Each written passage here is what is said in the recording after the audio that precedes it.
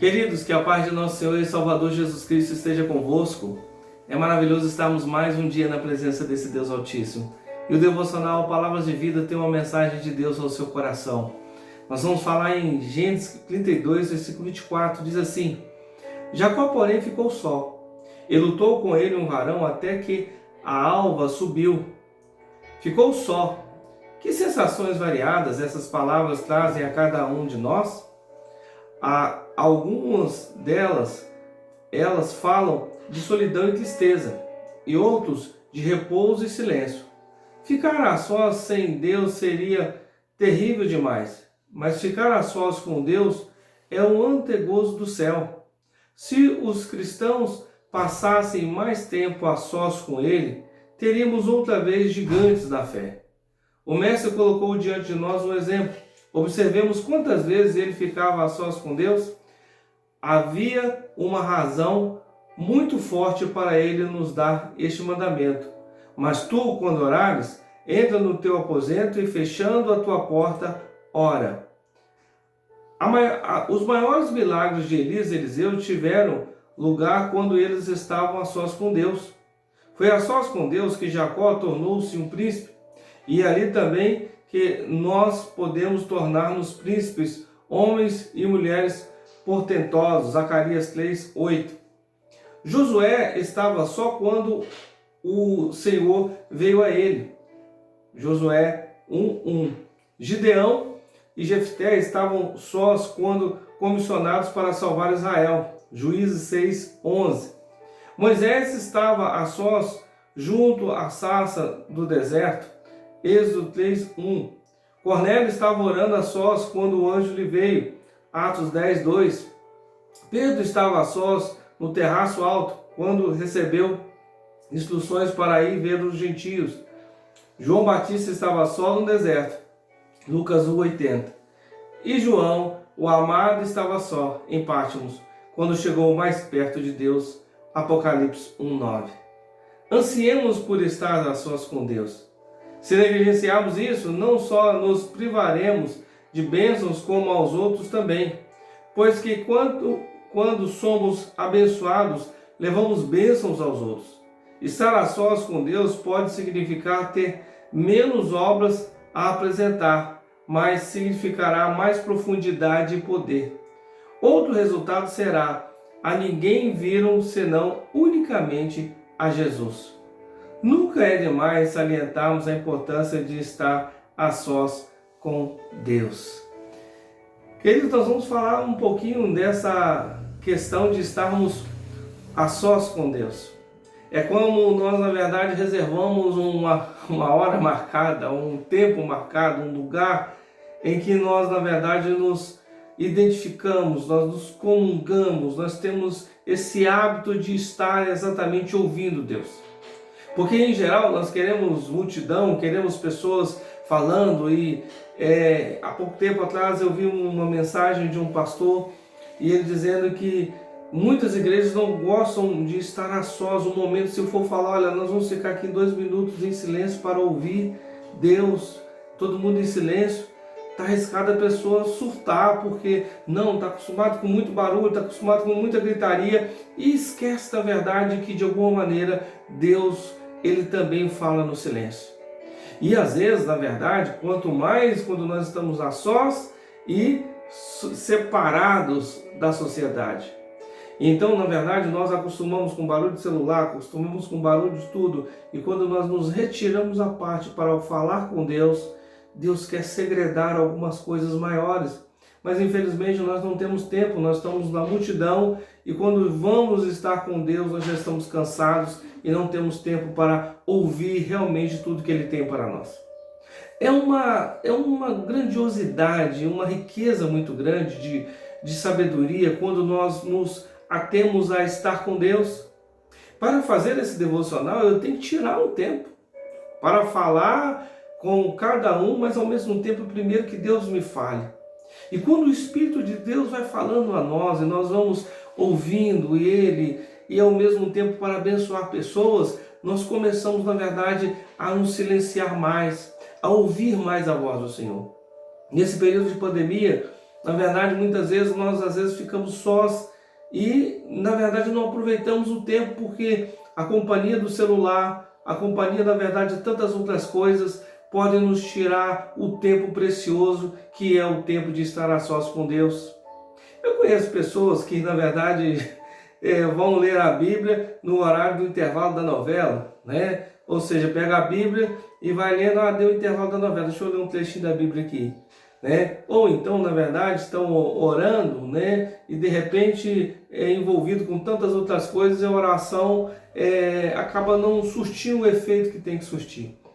Então, na verdade, a gente sabe que no dia a dia, no trabalho, alguma outra coisa, a gente pode estar fazendo as duas coisas, nós não separamos. Nós não temos um botão de clique para dizer somos espirituais e agora estamos orando.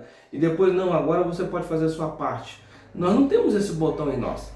Nós não separamos exatamente o secular do sagrado em si, porque tudo para nós se torna sagrado quando fazemos as obras com amor e convidamos o reino de Deus para estar em nós. As nossas ações, os nossos pensamentos, as nossas reações, os nossos instintos são relacionamentos exatamente primeiro com Deus, para externar neste mundo que nós vivemos. A maneira como você conversa com Deus, você vai conversar com as pessoas. Se você é pacífico, humilde diante de Deus, você na verdade também vai ser pacífico com as pessoas. Se você de alguma maneira sabe que num relacionamento com Deus tem que ter piedade, né, para Deus ter piedade de você, assim como você tem piedade das pessoas, certamente Deus vai requerer que você também tenha um propósito de ter piedade com as pessoas. É isso que o Pai Nosso nos ensina, de uma maneira que se somos perdoados por Deus, nós também vamos perdoar os nossos devedores.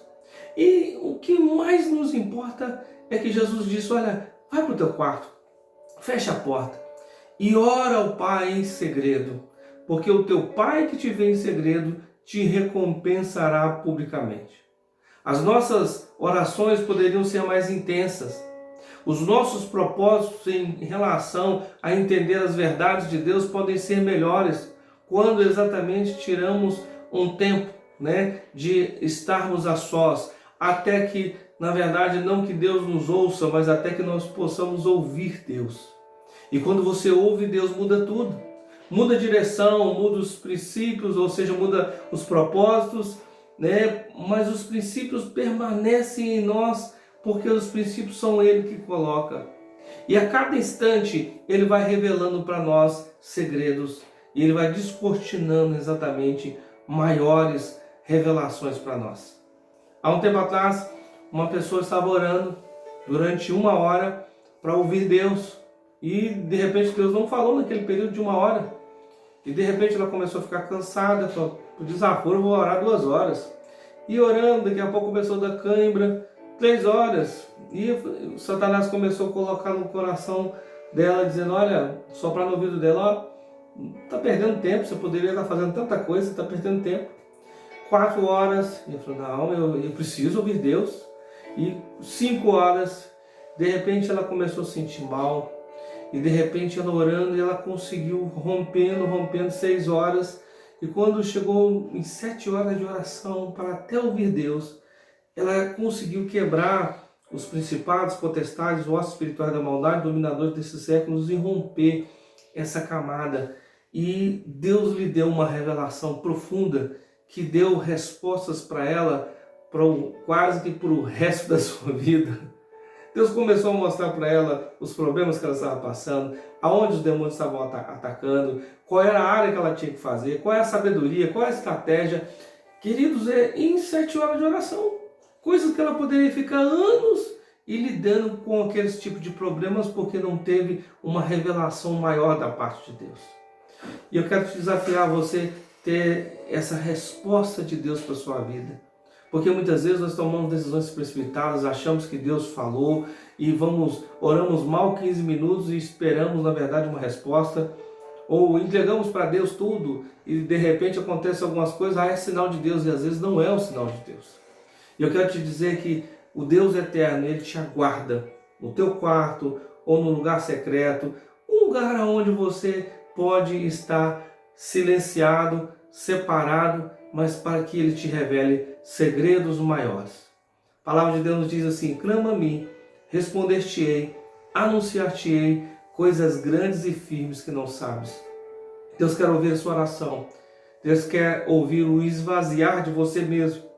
Deus quer ver até que ponto você reconhece os seus erros, seus pecados e se rende totalmente a Ele. Levanta as mãos e se renda a Ele, a sua graça, o seu amor, a sua misericórdia e aos seus sábios planos que incluiu você quando você ainda nem existia.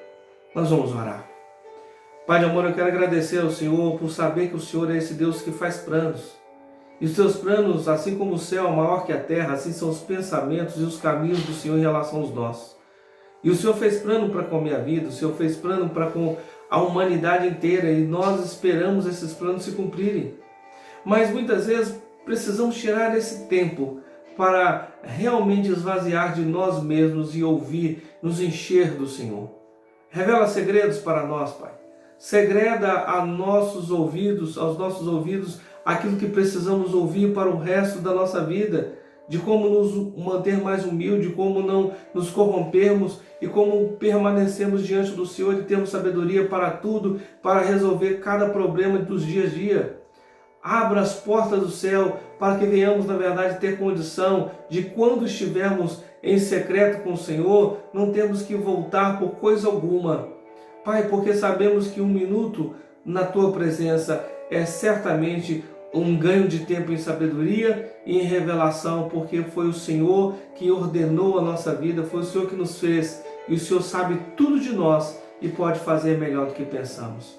Que o Senhor nos abençoe poderosamente, em nome de Jesus. Amém.